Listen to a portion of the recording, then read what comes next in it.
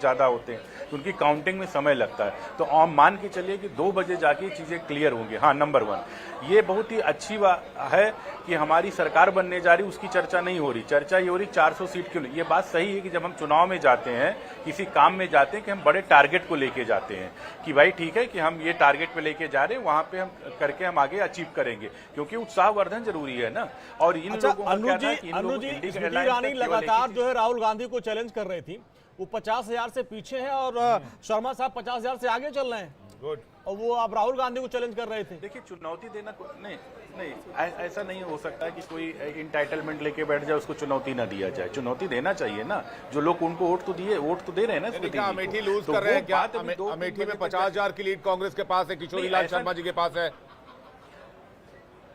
नहीं, देखिए, लोकसभा चुनाव में ऐसा नहीं कहा जा सकता है ये, क्योंकि बहुत लास्ट मोमेंट तक होता, कभी कभी होता 70,000 से वो लीड कर रहे होते हैं, पता चलता है कि वो, तो लोकसभा चुनाव में ऐसा नहीं कहा जा सकता है। लेकिन ये चीजें हैं कि जो इनके साथ में, इनके पास में क्या था कि प्रोपेगेंडा फेयर था, एंटी मोदी एजेंडा था, और कुछ भी इनके पास ना डेवलपमेंट का विजन था ना कुछ था। इनके पास क्या था, मोदी जी प्रॉस्पेरिटी डिस्ट्रीब्यूशन की बात करते थे, ये वेल्थ डिस्ट्रीब्यूशन की बात करते थे, चीन के ये बात करते थे। जी, सुनील शर्मा कुछ कहना चाह रहे हैं। सुनील शर्मा जी,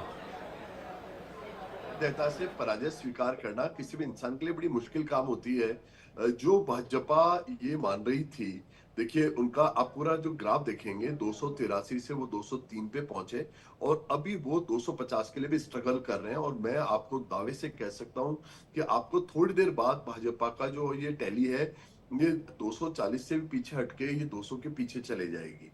किसी भी ढंग से भाजपा सरकार नहीं बनाने जा रही है। और दूसरी बात है, आप भी जानते हैं एनडीए के बाकी घटक दलों का जो चरित्र है, उसके बारे में मैं कुछ कहना नहीं चाहता हूं।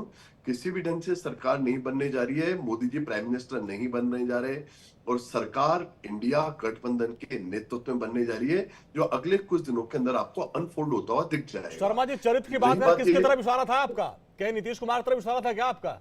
अब देखिए ये आप भी जानते हैं, मैं भी जानता हूं, पूरा देश का आपका जो दर्शक है वो बहुत समझदार होता है, बुद्धिमान होता है। जनता के जो एक्यूमेन है उसके ऊपर हम क्वेश्चन नहीं उठा सकते। वो जानते हैं कि कौन आदमी कैसे रहा है, कब कैसा हुआ है।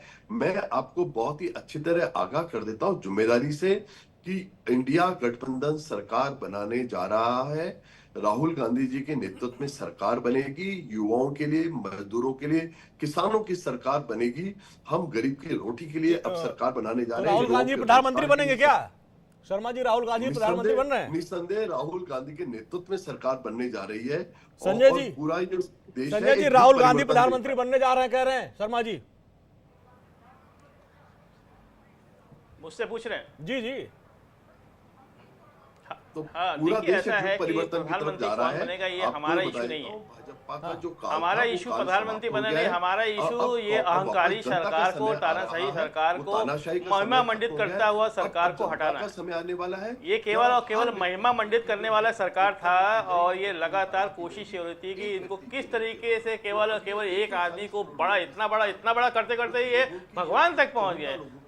तो वो भगवान से मतलब जो है, आपने चैलेंज कर दिया अपने हिंदू धर्म को, सनातन धर्म को चैलेंज कर दिया, आप भगवान तक पहुंच गए, और भगवान भी जो है उनके जो है भक्त बन गए। इस तरीके से जो महामंडित हुआ, ये हिंदू हो चाहे हमारे धर्मनिरपेक्ष भारत के लोग हो, ये स्वीकार नहीं है। अभी जो सर, आप धर्मनिरपेक्ष की बात करें, आपके एक उम्मीदवार कह रहे हैं काट के गंगा में फेंक देंगे। आप ही के नेता कह रहे थे कि काट के तो गंगा में फेंक देंगे, तो कैसी धर्मनिरपेक्षता आपकी थी? और दीदी ने